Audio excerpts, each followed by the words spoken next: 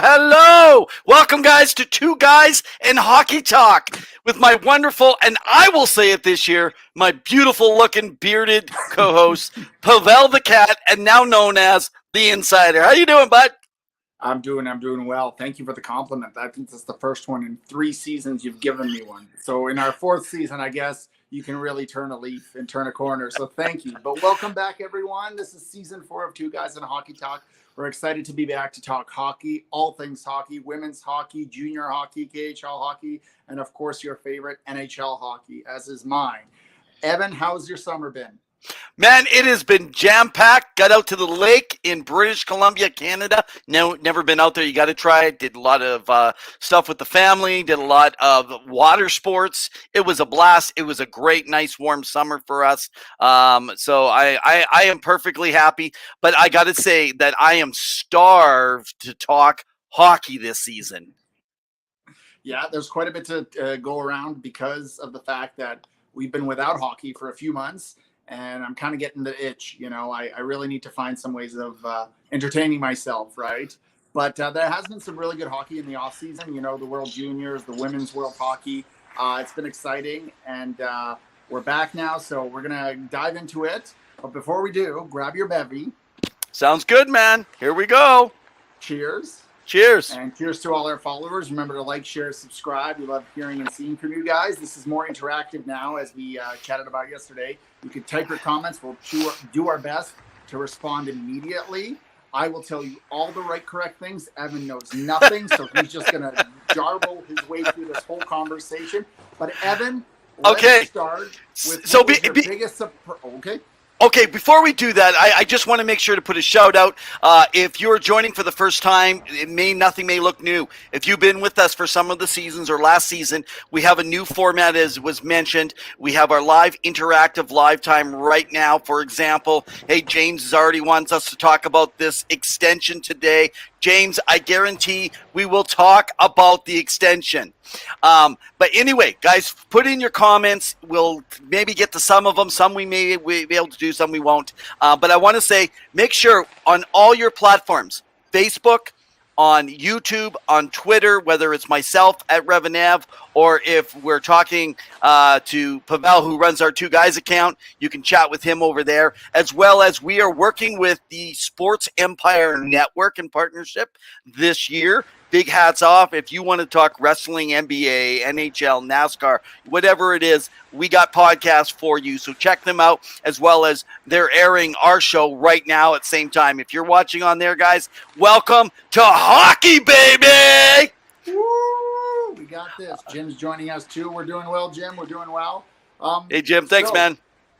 Let's start with the obvious because, the audience wants to hear it. What are your thoughts on Tim Stützle signing with the Ottawa Senators long-term that doesn't take effect till next year, a contract that is quite hefty, $8.35 million per year for 8 years. Okay. And to add to that, your thoughts on what Ottawa did this summer with Pierre Dorion. Okay. Oh, man, that's a whole bunch of stuff. How about I just answer the Tim Stützle stuff? I'll make some connections, and then I'm going to let you guys give them some time because I need to answer a few people here. So James is already telling us he thinks it's a value deal. I'm going to tell you that it's not a value deal in the first 2 years. The first 2 years. So this is opposite. And we're going to get to Nazem Kadri, and we're going to talk about JT Miller. These are old guys. And I don't mean any offense to them because I'm much older. They could almost be they could be my kids, in fact. But the point is their contracts are okay in the first 2 to 3. In this case, the first 2 to 3 could be a little bit more of a problem in Stützle. He has not averaged. He's got a .66, I think, somewhere around there. But I want to make mention, I have no problem with the Stützle deal because of his draft placing. I put him at the second best player in that draft year on my Revs top 15. I have no issues with it. But I want to say, Sens fans, you got to quit ripping the Mitch Marner deal, and you got to quit ripping the William Nylander deal if you're okay with Brady Tkachuk deal and you're okay with Tim Stützle deal. Because those issues that you had with the Toronto Maple Leafs, you're doing the same. And right now, people are signing for what could possibly be when it's not a point-per-game player already. And then with the older guys, like just mentioned, hey, Dustin, how you doing, man? Great point. So he's asking about Johnny Gaudreau. So we'll come to all that stuff. We got to talk about these older guys and these contracts. But let me get your take. I have no issues with it. I think it's a good value. I just don't think in year 1 and 2. I think what a lot of teams are doing, and it was just brought up by Johnny Gaudreau, is that he walked and Calgary got nothing for it. Now they recovered, but I think a lot of GMs got spooked at the whole Johnny Gaudreau and even the Matthew Tkachuk situation in Calgary. And so I think a lot of these GMs are looking at their young core and saying, we want to lock you up long-term and we believe in you. And for Pierre Dorion, they talked about being in it this year. Now, last year they were plagued by injuries. They didn't have a lot of depth. Their goaltending carousel was crazy, which is a little bit more stable now. But again, they finished strong with the season this year, winning 5 of their last 6. So that was solid. But I think they believe in these guys. Josh Norris, they believe in Tim Stützle. They believe in Brady Tkachuk. And then they bring in these veterans like Alex DeBrincat, who can put up 40 goals twice, and, Claude Giroux, who's a veteran and can stabilize something. And you bring in Cam Talbot, and, you want to make a push for it. And you believe that this is your core that will get you there. Is it worth it? It could be a little bit overpriced right now, but a lot of people said the same thing about David Pasternak's deal as well as Leon Draisaitl's, right? Even Mitch Marner, as you mentioned, right? So there's definitely that. Now, to bring it all around to Toronto, come on, Evan, this isn't TSN, Toronto Sports Network, right? Come on. Okay, I don't know if you're just playing with the Toronto Maple Leafs fan or if you seriously think those were bad deals, but this is a good deal. So which one is it? Are you playing with the Maple Leaf fans, or do you actually think those were bad deals and this is a good deal? I like to leave a little mystery in the show so that people can keep guessing what I'm thinking, right? I do it to my wife all the time. Okay, so let's look at this. So James is asking us this question right now. He's saying when the cap's higher, players making $15 million is going to be a value deal. So I know there's a lot of talk out there that in about 3 years, so not next year, the cap's going to go up, but say in 3 years' time, some of these deals, so signing an 8-something deal would be like signing, in 3 years, a deal that might be worth $10 or $11 million. The Nathan McKinnon deal, which was signed, which was seen egregious at the time for 6.5, and now is probably one of the best, if not the best, contract in the NHL. So I'm not saying it's bad for Stützle. I just think he needs to continue to progress. He's gotten built over the summer. He looked really good. He's trained, and he's going to have some really solid wingers. Now, I don't know what the lineup's going to be because, it doesn't exactly – you don't know who meshes well together. Is it going to be Giroux on his wing, or is it going to be DeBrincat, or both of them? Is it Brady Tkachuk on top line, or will he drop down, because he's playing normally with Norris? So, essentially, what it comes down to is there's going to be a mix and match. Sure. But I think Stützle can take that next step. And like you said, he was a second-round pick. He's got to prove himself, right? Yeah. Yeah. Exactly. So, okay. Or third round. So, who's? He was the third first round pick. Yeah. No, I said I selected him second. And by the way, I still stand by it. Stutzel's much better than Byfield. If you're a Los Angeles fan, I'm sorry to tell you, you're not going to have a player that probably should have been picked in the top 10. I just do not see Quentin Byfield being that player. And I'll tell you why I never saw him as that player. I never saw the aggression as a player, the drive as a player that you need to see. He reminded me a lot of what we saw in Dylan Strome when he was playing with the Erie Otters in the Ontario Hockey League back in the day. And I love the point that was been made by Jim. And Jim, you're absolutely right. A lot of moves over the summer, but Anaheim is a player that you're going to need to be looking out for. Absolutely right. It was a shock that they made some of the moves that they've actually made. I think that they're ready, and they got some great players in their system. We'll obviously take some more time. In fact, that we have not had any guests come in that are writers or working in the organization or around it or with the Anaheim Ducks. So maybe that's something we could be able to put together for you guys. Agreed. James. And hey out to Hans. Yep. Go. I was going to say, James says he's a Florida fan. Oh, well, they've made some big moves. So I'm interested if James is happy with what Bill Zito did this offseason, because they traded out a lot of guys, but they know how to get a good value contract. But I mean, Huberdeau is a big loss, even though he's older, and I would not want to pay what Calgary paid for him. Okay, so let's ask James this question. James, you said they are bad deals. Now, are you meaning the deal that was signed for Matthew Tkachuk, or are you actually saying the deals for Stützle you think are a bad deal?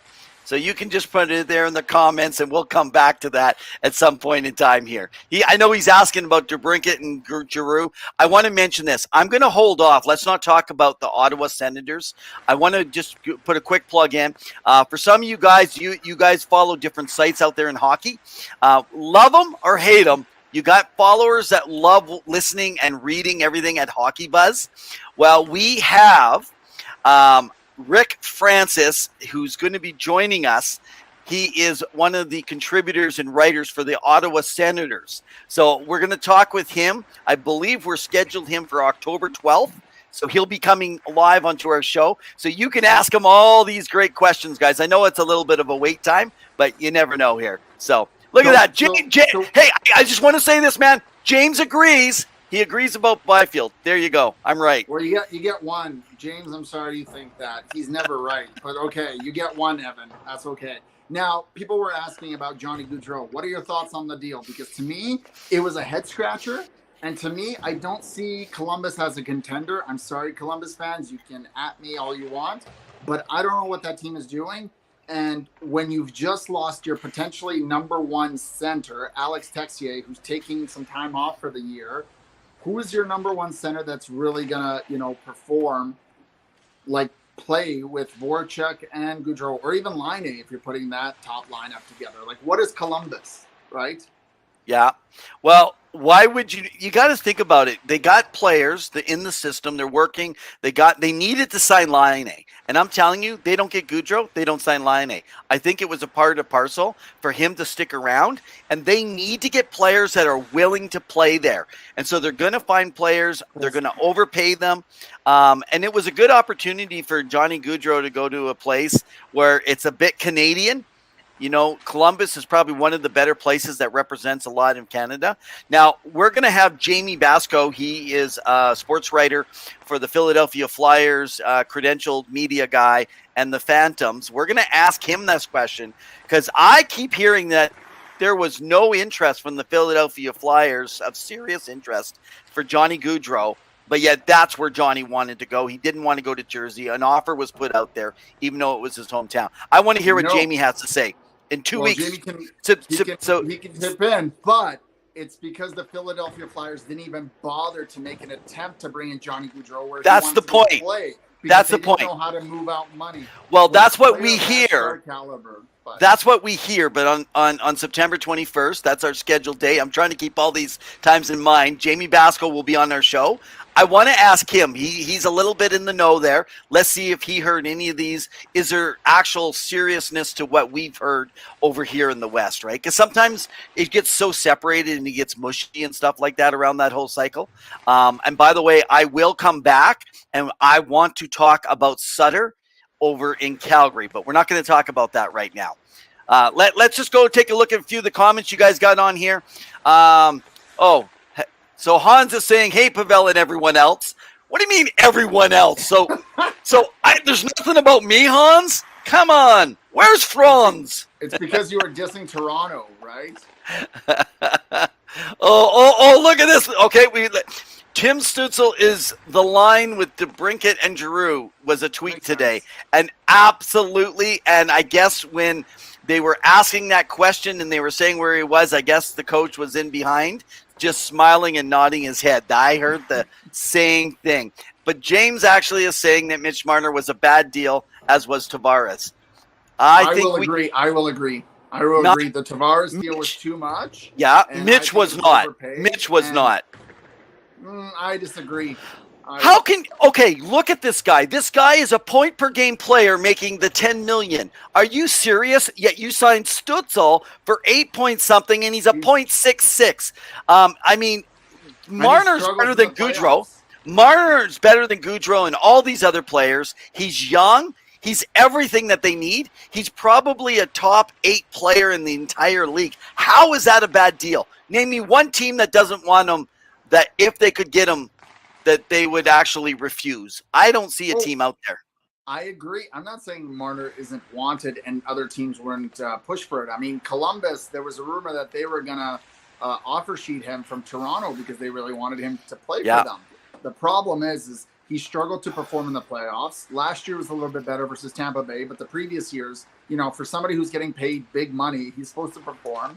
And the honest fact is, like, regular season, he's a great player, but in the playoffs, he just doesn't show up, and he penalty kills, power play, you can say all you want, but you need a bit more grit and size, and sometimes size helps you win playoffs, right?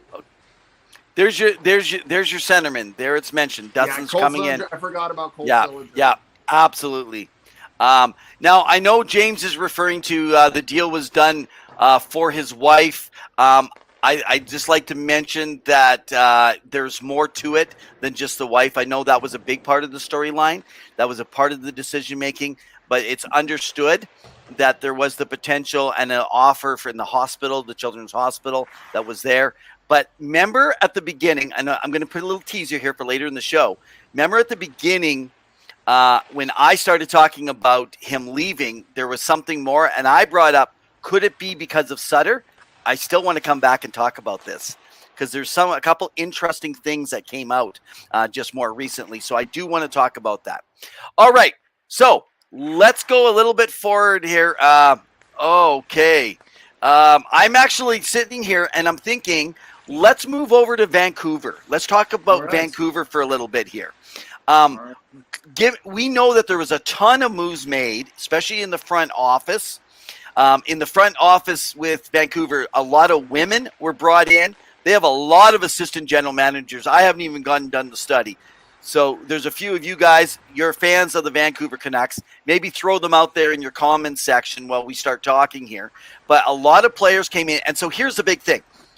Was this going to be a rebuild or was it not? And they were going to move players. They were going to do this. And then it's like they changed midstream. I know on Elliot Friedman, on his 32 Thoughts, in their discussion with Merrick, they started talking about how Merrick talks, could this be, they signed Miller so that they could potentially trade him if it doesn't go well. They have all these different ideas. I'm going to say this, Pawel.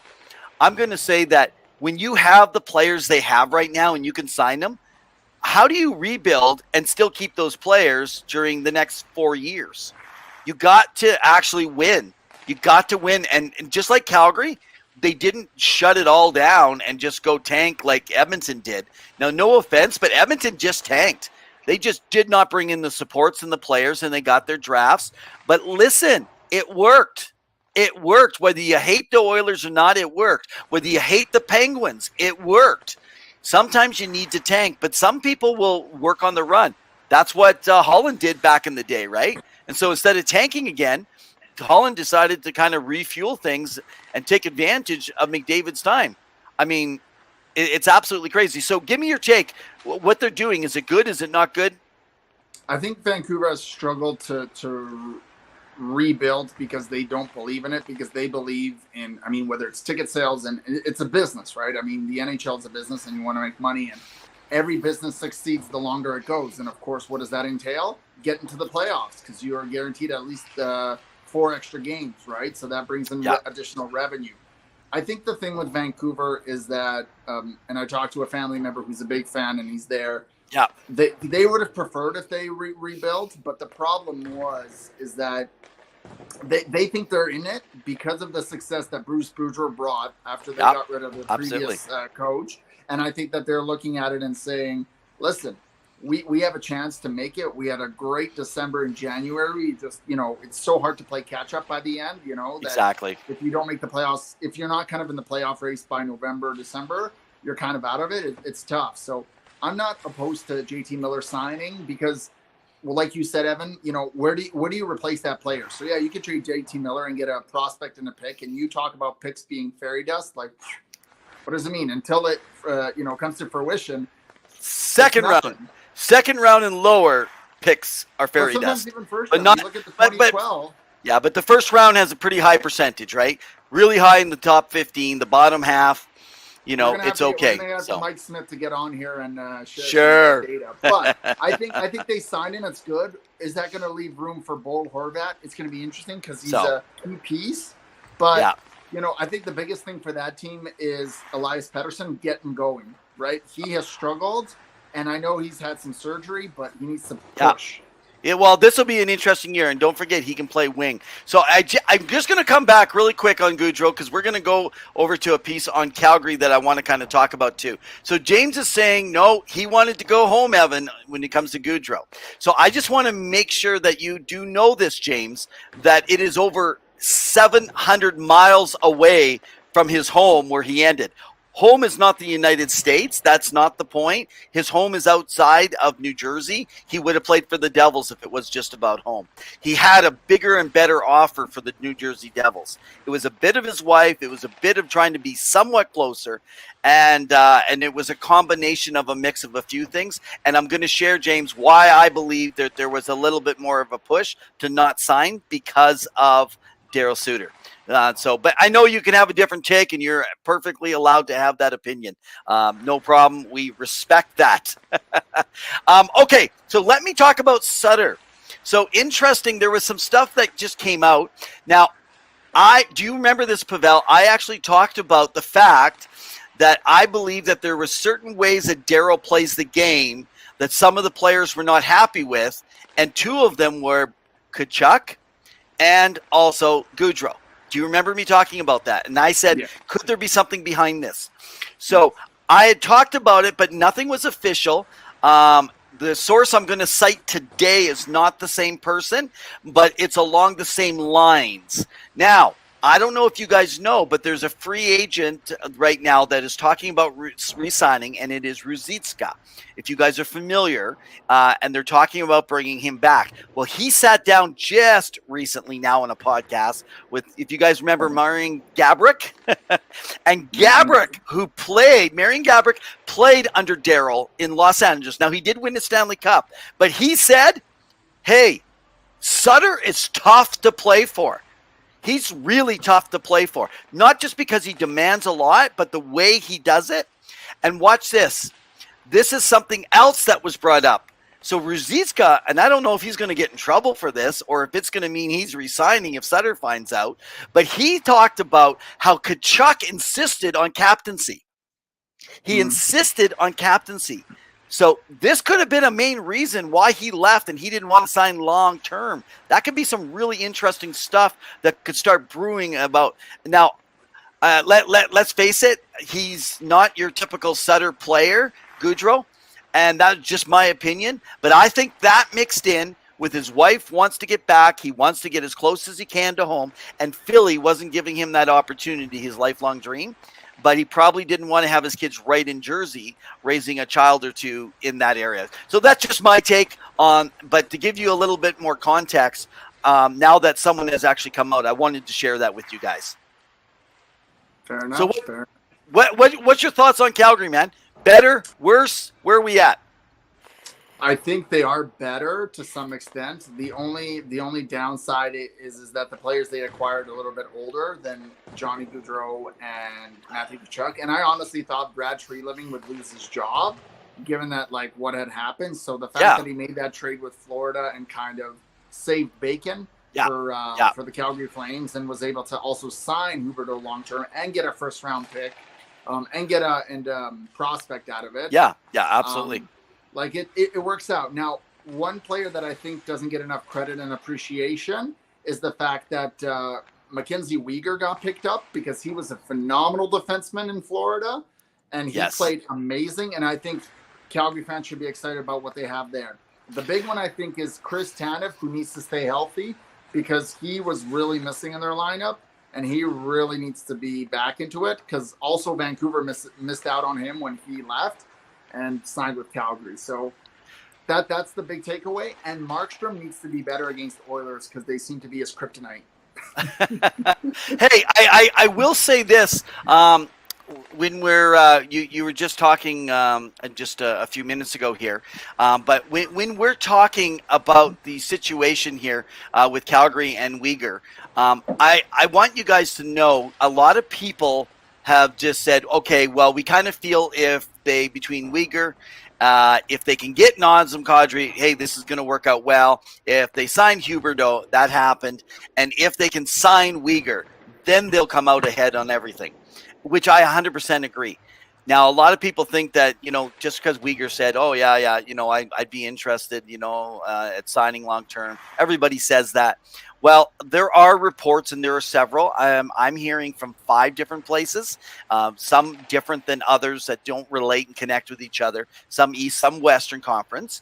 And those groups are actually saying that their agent is talking, and this is coming right out of Calgary. The agent for Weegar is talking with Treliving, and they're both excited about some options. I think it's a matter of making salary cap work down the road. And I actually think before camp starts here, guys, Calgary is going to be a pretty happy franchise once they get Weegar under the belt. Fair enough. I mean, again, Calgary, I think they'll bounce back. They have a good system in place. I mean, Daryl Sutter, not everyone gels, but we saw that with Mike Babcock and with Marner, as we talked a little bit earlier. And I'm interested in, maybe Jamie Basco can answer how he's going to see John Tortorella and Tony DeAngelo together in Philly, because that's going to be a colorful commentary that happens. But I mean, you don't have to like your coach. You have to just, you have to push yourself. So Sutter and Tortorella. Sutter's a Tortorella, Western tough guy. Yep, 100%. Yeah, it is true, and that's what. And you just need to find the right players in that mix, right? And so it's going to be quite interesting, man. Jordan has a question here. He's interested in. Now I don't know. 0.0. And this is Alexander Keese IPA.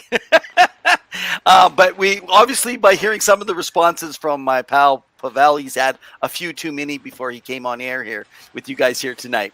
But that's no, I can stand you. Okay, hey, I want to touch in on Jim.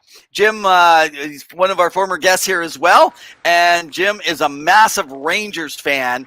So he's talking about Rangers training camp looks interesting already. He's looking at Brennan Mothman to make line 3. Oh my goodness! Oh, the young rookie line. Yeah, well, man, I got to tell you, Otham. Man, this guy is incredible. They are looking good, the Rangers, and then their system and their development. Now, on September 28th, I'm trying to get all my dates down. So Alex Thomas, who actually with Chittle, actually supported, because he's the play-by-play broadcaster. He's been on 2 different seasons with us. He is now the play-by-play broadcaster, runs all the media and content for the Hartford Wolfpack of the American Hockey League. So he is trying to get on our show. But currently he's just sent into their public relations to run through Chris Drury because they cannot just show up on any show anymore, and he's got to get permission. So I'm hoping that we can get some inside information, Jim, of what's going on, and have Alex Thomas on. And if you want to know any information, you can actually follow him. If you go through some of our stuff, you can be able to see that we follow Alex Thomas. He especially loves to be on Twitter. You can follow his broadcasts. And I do want to put another plug in here. You're going to hear me talking about some of our random guests. It's crazy. We're going to get some of our returning guests this year. I don't think Pawel and myself are going to get much time to talk once we get all these guests on. But next week, we promised it last year. Never happened. The playoffs came.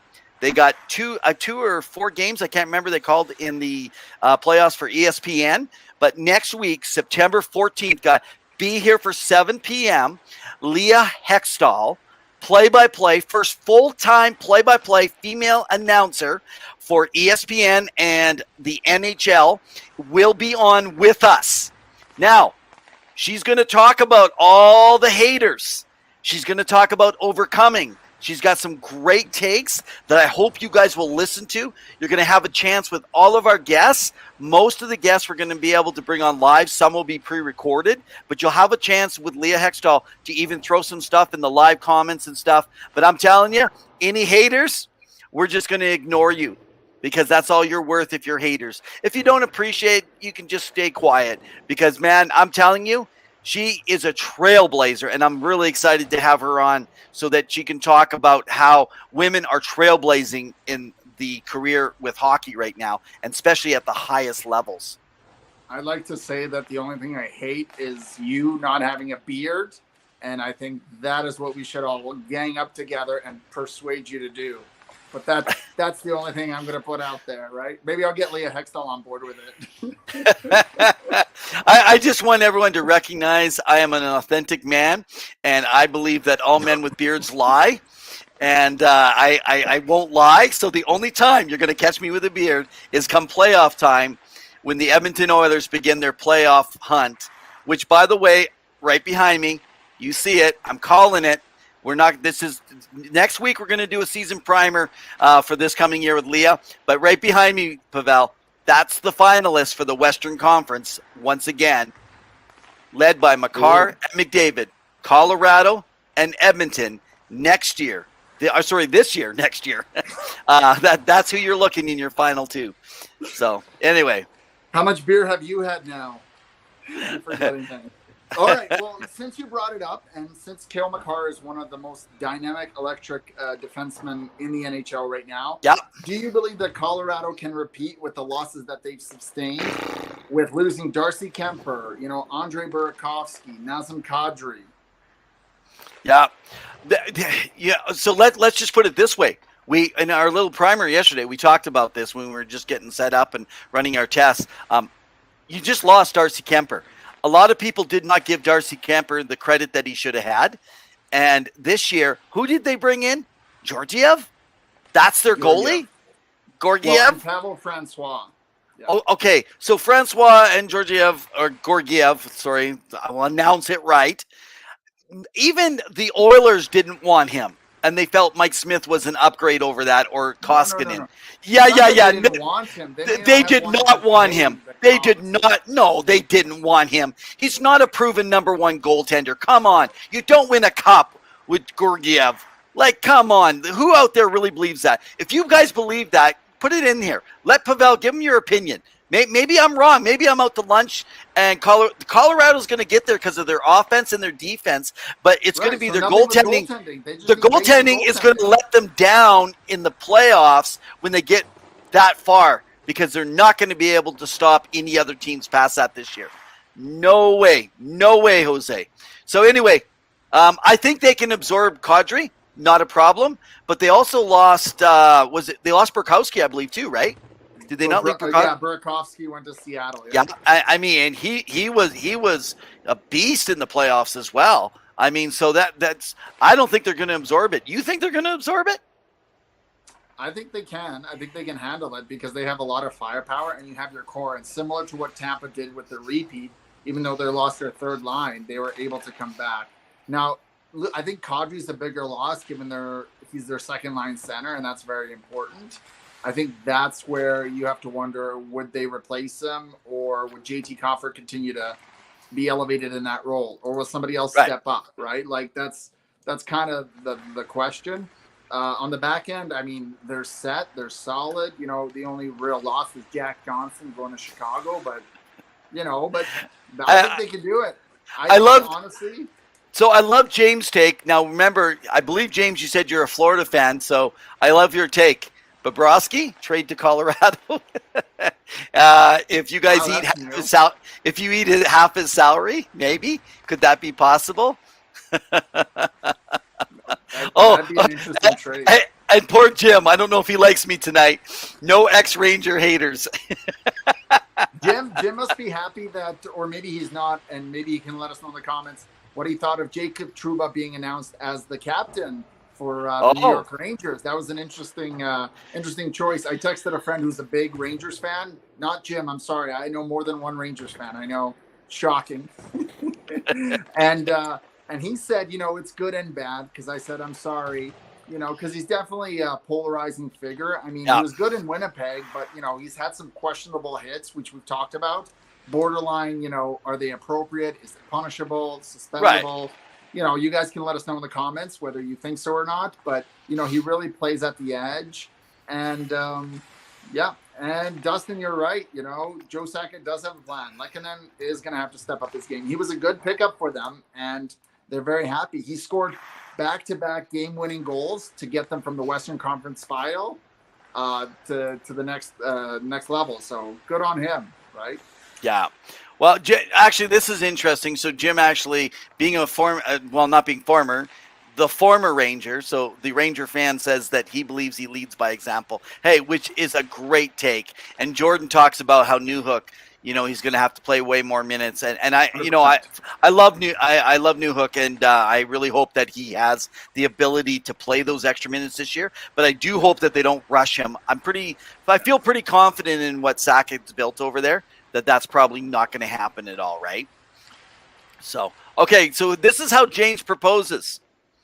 Bob will have his salary 50% retained if there's a deal made, and he waives it. Kevin Weeks talked about goalies still being moved, and absolutely. And I will say, anything Kevin Weeks talks about, he's probably one of the most plugged in that is not credited with being one of the most plugged in. Even though he's got weird little tweets and Facebooks. Oh my! Half face selfie. Yeah. I wonder if he's just eating at that moment and he still wants to announce something, so he's just like, you know, stuffing his face.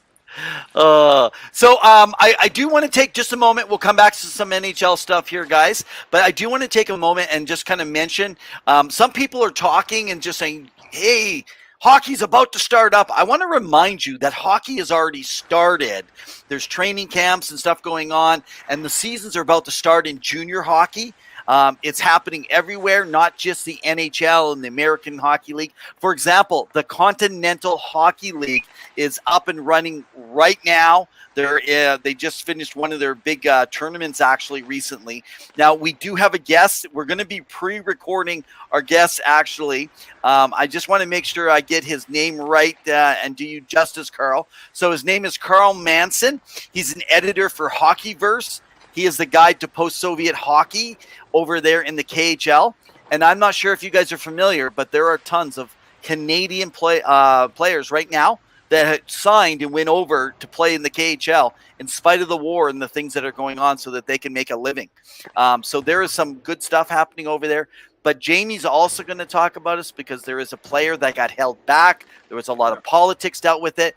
We'll talk to you guys about that when Jamie comes on in a couple weeks, a little bit more specific, because there's a lot of misinformation that is really out there right now, unfortunately. So. Yeah, and there was some fear about Kirill Kaprizov, the real deal, about being held back, but all that got worked out. James, Denver already did get started with camp from NCAA, you know, like these players. Even the rookies in the NHL are starting to get going, you know. There's going to be a lot of hockey. I mean, the World Juniors just ended. That was exciting. You know, it was in a thrilling end with Canada, you know. Okay, hey, Finland. So, Pawel, give us your take on the whole thing with the attendance. And there are some people that have made a lot of comments out there in the media, especially in the United States, kind of ripping on Edmonton, saying all this stuff. Give us your take on that. Like, what's your thoughts? Well, I mean, there's two things at play. First off, it's summer in Edmonton, which if people are from here, they would know that there's a limited short summer season where it's warm outside and people like to get out, go on patios, hang out, travel, as well as kids, offer summer from school for summertime. So they're traveling, they're going to the mountains, they're visiting family abroad. The other thing is the big Hockey Canada scandal and how it's been poorly managed. Now, all the facts aren't answered. We've been following the story on our Facebook page, so make sure you tune in. But really, just the poor response from the leadership up above, that it's just people weren't interested. Now, that being said, there were some teams initially where there was games at 2 p.m, like when people are at work. So it's tough to, take time off and go to a game. Especially in a working city, right? You got a blue-collar city. And prices for tickets weren't exactly cheap, I wasn't going. I wasn't going at those prices. They needed to be about 50% cheaper for me to go. There was no way I was going to be paying those kind of prices. And if people tuned into the later games, and of course, a friend of the show who's been on the show, Jake, he attended quite a few of the games. And when he went to the Canada game, Canada-Finland final game, it was packed. It was busy. Yeah. But again, there's 500 fans, but there's a whole lot of factors that are at play where people, don't want to go or can't go, right? So talking about attendance here, Jim says Arizona has fewer attendance than their minor league club. So surprising fact, there was a report today that came out that said that Arizona's ticket sales are up by 50% this season. Now, you can joke about that. It's low, but I'm just saying it's up, right? Oh my goodness. I got to be honest. I will say, like, for all the jokes that we've made about Arizona and all the rants we've had about it, I really think that the atmosphere at ASU would be phenomenal. I've been to that arena because I've been for a show next door, but like it's great atmosphere. I love it, and I think people would have a good time, especially young people who want to experience it, right? And Arizona's not competitive, but they should be a fun team to watch. They're not going to win a lot of games, but those guys are going to be playing their heart out. Oh, absolutely. And hey, a great point here that was just brought up also was the scandal, the Hockey Canada scandal, especially when the game was in Canada. There was a lot of people that had mixed emotions, and I believe there was a bit of a boycott also for a lot of fans. It might have only been 1,000 fans, but 1,000 less fans makes quite the difference. Unfortunately for the young men that were, vying and having that one-time experience, it was kind of lost out on. So, hey, Jim, I know we've talked about this loss, our take on the Coyotes overall. I like what their system has in place. I like the players as an organization. I'm a little worried where they're going, because it seems like every 3-4 years as the players come in and they don't go anywhere down the road. So they're going to have to be looking at maybe a 7-year with their general manager in place to really give them a chance for that team to develop. But I'm still saying at this point, Pawel, I do not see hockey being able to make it in Arizona, even if they and I hate that, and I know that Sean Fiery, one of our guests, Tampa Bay fan, lives in Arizona. He only goes there when the Tampa Bay Lightning, I'm guessing, actually come to play. By the way, Sean Fiery coming on our show. Put a plug in for him, man. Oh, he's coming on our show in January. It's going to be exciting. He's going to come watch Edmonton and Calgary play the Tampa Bay Lightning. He's coming down. He's asked for some suggestions. I gave some good ones. You gave none. So clearly I know the city better than you. You know nothing about Edmonton or Calgary. Well, that's because some of us work. We don't have all the time to sit at home and play video games. Well, listen. What else are you going to do in life? Man. He's coming down, and he's going to have some thoughts about the team. Can Tampa Bay go to the final again? I mean, they've gone 3 out of the 4 times in the last little bit. That's a strong team. Yeah, they've lost a couple guys. They've lost Andre Palat, which was a big loss for them, to New Jersey. But I think they could still push. They have the core there, Steven Stamkos, Nikita Kucherov, and, of course, Vasilevsky. You can never count that goaltender out. So absolutely, right? Absolutely. I do want to put a push in here. So I'm still working on a few details. So early October, I'm trying to bring Willie Palov in. So he is a sports writer. He works and follows the Halifax Mooseheads of the Quebec Major Junior Hockey League. So he knows everything Nathan McKinnon from back in the day, as well as when it talks about Jonathan Drouin, some of those guys that played there back in the day, as well as he writes for the Red Line Report, and he's a contributor to the Red Line Report. So we have him coming on. He has asked to do a pre-recorded show, though, just because of the fact that it's quite late in Halifax, and we're not able to get on early enough because, well, at least I work during the day. I guess maybe Pawel could actually get. I'll do all the work then. You don't have to be on the show. Clearly, you're replacing me with other people's opinions, so maybe this is my turn to flip the tables. And I do want to mention one thing about Arizona. I think the problem is that Gary Bettman really is pushing it. So unless there's a change at the commissioner level in the NHL, Arizona's staying where they're at. The biggest question I think that they have is whether that arena will be approved. Right now, it's in the preliminary stages of council approving it in Tempe. Will it happen officially? That has yet to be seen. But that's where I think the first decision needs to be made. Because without a new arena, you're kind of hooped. Yeah, exactly. Oh, great point. James just brought up Uyghur was a Moosehead. Oh. Yeah, so that'll be a great conversation for Willie Palov as well. I do also want to put another plug in. I'm telling you guys, guests are coming out. I don't know why they would want to come on this show. But I mean, maybe because you're just a bunch of hockey crazed fans, and we've just told them that, hey, we'd love you guys to come on. And so we're always looking, though, for fresh. You guys have contacts, people. We have a few we cannot mention because we don't have anything solid or had conversations, but we will have more. And this year, again, we will be promoting around women's hockey. Maybe James, you can put a little punch in there for the Force. I'll let James put that in the comments, and then you can mention it.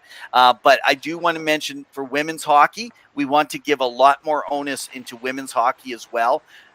We have always been big supporters. If you guys remember last year, Cassidy Sauvé, who, by the way, is back in North America.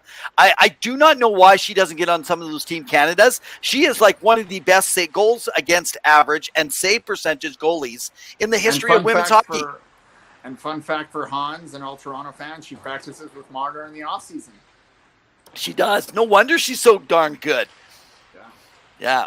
Anyway, very, very interesting. So, so what was I saying? Oh, yes. So we have, you guys can actually look him up. So I just had a connection this week. So we will be bringing on so maybe James is familiar, but we are bringing on former Florida Panther and also Atlanta Thrasher. He had a very brief career in the NHL, but lots in the NHL. Still played hockey for another, I believe, 10 plus years in senior men's league. He was a big, tough boy playing defense. So Kyle Rossiter, he is an Edmonton boy, and I just got off the phone with him today, and we have booked him for October. So we have Kyle Rossiter booked for October. He is going to come on, share some incredible stories. I made a connection through a friend, and this friend was saying some of the stories he was saying of his first fights, when he's going up some of the big tough guys. So let's get his take on fighting in the game. Do you remember how big that episode was? Oh, we had over 30. We had over 30,000 views just to hear us talk about fighting in hockey. Should it be allowed? Should we bring it back? So I'm excited to hear what Kyle has to say and get his take on that kind of thing. So there's another guest that we have lined up. Okay, last thing I'm going to bring up here. We're going to get ready, guys, to call it a show. Jim, hey, very good point. Roller hockey will soon be in the Olympics. I've heard the same. Absolutely. I think that the game of roller hockey, if you look all throughout different parts of the United States, is becoming larger and larger, especially in places where it's, warm weather. Why not? Yeah. Roller hockey, the hockey skills are fairly similar that are needed. My question is body checking. Body checking in roller hockey. Man, the force you go in with, eh? Imagine getting one of those, the heels of those things hitting you in the head. Oh my goodness. You have different padding with roller hockey, don't you? It's a little bit different than hockey, so the blow may be a little bit more intense, but okay. Yeah, no, it's exciting. Any way that hockey can grow naturally at the grassroots movement is always a positive because it gets people excited about it. It brings new fans in, and we love seeing that. Whatever it is, and, you know, Jim mentioned ball hockey for women is growing.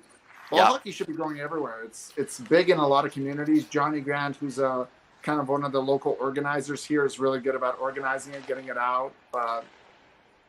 Thank you, James. I think you mean my job is amazing. So Evan's not doing so well. He just keeps shouting out random people. He's almost got borderline dementia where he's forgetting where he is and he's shouting out random names. I do just want to give a mention right now to Pawel, and congratulations.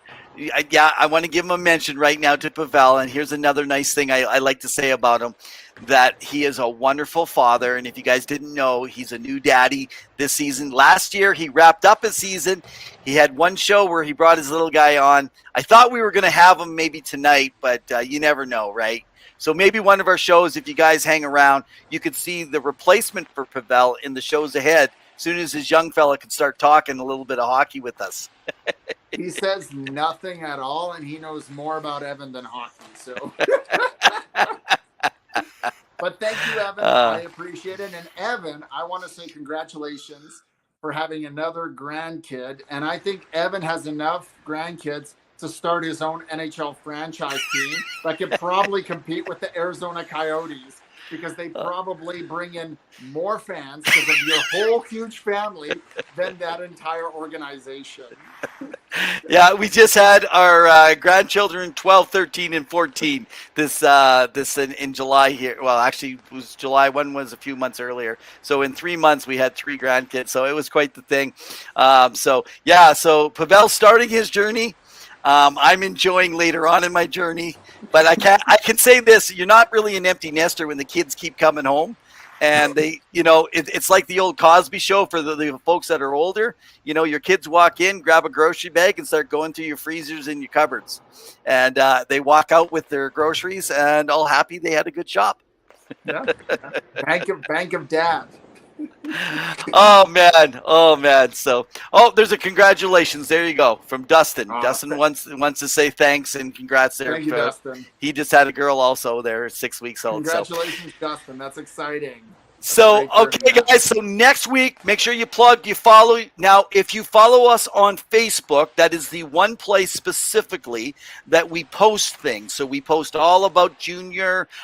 We locally, it was just brought out that the Capital City Recreational Hockey League, which I used to play in, one of the officials has now made it. So he has now moved up into the Junior Hockey League. Alberta, I think it's the AJHL that he just got hired into. So good for him for moving from men's rec league and getting those opportunities. So we'll mention all those things. Send us information. You'll see at the bottom, 2guyshockeytalk@gmail.com. Send us suggestions. Send us ideas. If you just want to chat, ask questions, we'll do our best to answer back. On the left-hand side, you see it says 2guysandhockeytalk.com. Our site has been purchased. We started to build it. It's a lot of work as we're volunteers at what we do here. As you can see, even though I say that he doesn't work, my buddy here works all day long. So we do our best to give you as much content. Basically, we're just staying up at night trying to make all the connections and find the info so we can share as much and talk as much hockey as we possibly can. I have a notebook in my office, and I wrote, "How can I prove Evan wrong tonight?" And that's what I write down. Different idea. But in all seriousness, no. It's been a great summer. We're looking forward to the upcoming season. We have a lot of great guests, but honestly, none of this is possible without you guys. We're just 2 random dudes talking. You guys make this show amazing. You guys are smart, intelligent, engaging, and you guys keep coming back for some reason. I told my wife that that clearly more than one person has to listen to me. And it's true, it's Evan, but the rest of you, it's voluntary. So, well, any final thoughts, buddy? Any final thoughts that you have?